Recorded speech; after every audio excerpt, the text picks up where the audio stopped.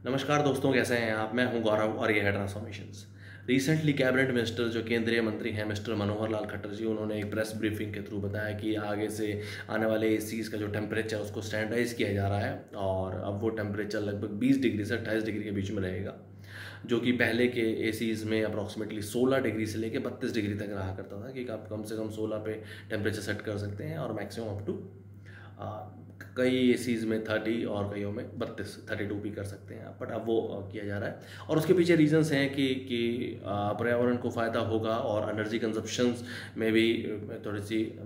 गिरावट आएगी। दोनों रीजंस वैलिड रीजंस हैं, साइंटिफिकली प्रूवन रीज़न है कि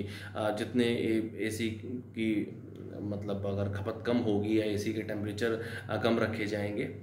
तो ओवरऑल एनर्जी में भी फ़ायदा होगा ही होगा, एनर्जी कम कंज्यूम करेगा और पर्यावरण को भी फ़ायदा होगा ही होगा, ये बात भी सही है।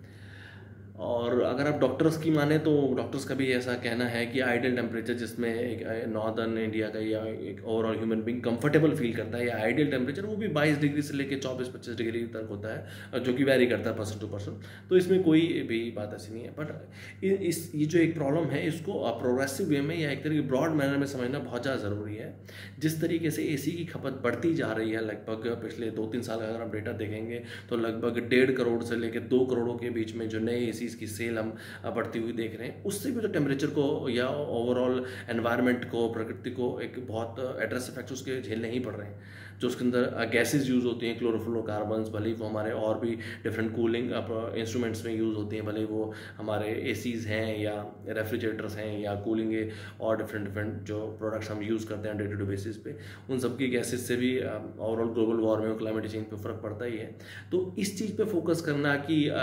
टेम्परेचर हम अपना एसीज़ का कम करते हैं या आगे चल के और भी किसी इक्विपमेंट्स का कम करते हैं, और उसके पीछे रीज़न ये दिए जाना कि जापान में या इटली में भी तो टेम्परेचर लगभग 20-22 डिग्री ही है कम से कम। ठीक है, देखिए हर कंट्री की डेमोग्राफी थोड़ी सी डिफरेंट है, हर किसी की जो क्लाइमेटिक कंडीशंस हैं वो थोड़ी डिफरेंट है। हमें इस चीज़ पर फोकस करना पड़ेगा कि भारत का टेम्परेचर जो बढ़ रहा है या ओवरऑल पूरे वर्ल्ड का ही टेम्परेचर इस तरीके से जो बढ़ रहा है उसको हम किस तरीके से कम करें ताकि जो एक्सेसिव यूसेज ऑफ एसी है वो ही कम हो सके। सिर्फ और सिर्फ एसी पे फोकस करना उतना ज़्यादा ज़रूरी नहीं है, बट फोकस करना ये ज़रूरी है कि जो ओवरऑल टेम्परेचर्स बढ़ रहे हैं उस पर हम किस तरीके से एक्ट करें और अपने जो डे टू डे एक्टिविटीज़ हैं उनमें किस तरीके से बदलाव लेके आएँ, या हमारे जो इंडस्ट्रियल वेस्ट हैं जो डायरेक्टली एटमॉस्फेयर में जा रहे हैं और भी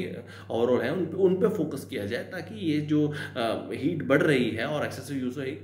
जो हमारा एसीज है वो ही कम हो सके। सिर्फ टेम्परेचर पर फोकस ना करें हम। जय हिंद, जय भारत।